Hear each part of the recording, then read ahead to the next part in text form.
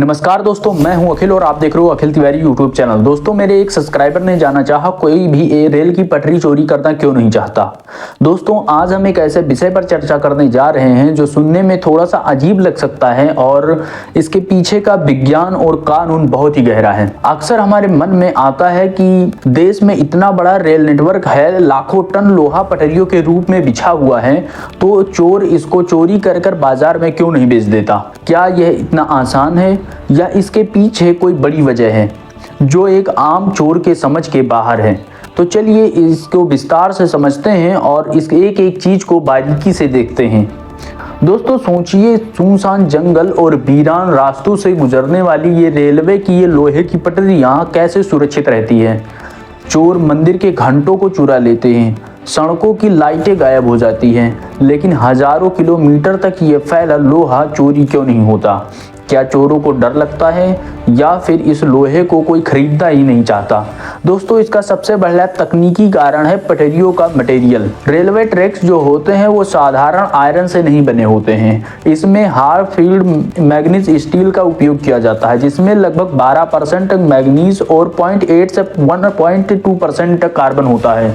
दोस्तों, इसकी खासियत ये है कि इसको साधारण औजारों से काटना लगभग नामुमकिन होता है। अगर कोई चोर इसको आरी से काटने की कोशिश करता है तो उसकी आरी घिस जाएगी, लेकिन पटरी नहीं कटेगी। तो दोस्तों, आप सोच सकते हो कि रेलवे ट्रैक्स को कितने मजबूत होते हैं।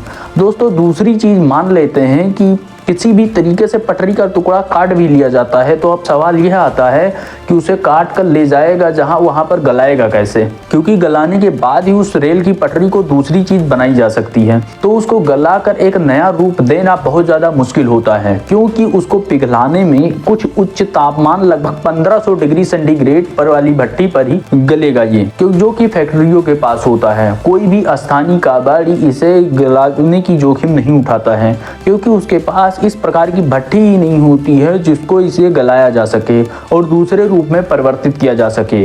दोस्तों, तीसरा चीज है कानून का शिकंजा।